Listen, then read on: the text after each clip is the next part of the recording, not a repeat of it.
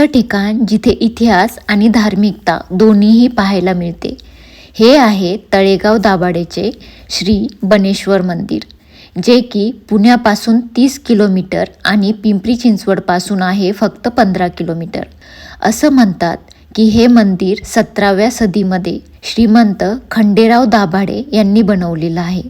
तुम्ही जेव्हा मंदिरात पोहोचता तर इथलं शांत आणि सुंदर वातावरण मनाला मोहित करतं. इथे आकर्षक असा नंदी मंडप आहे, जो की 4 स्तंभावर उभारलेला आहे.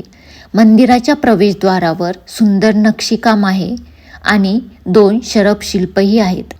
सभा मंडपमध्ये 16 स्तंभ आहेत आणि गर्भगृहामध्ये सुंदर अशी महादेवाची पिंडही आहे.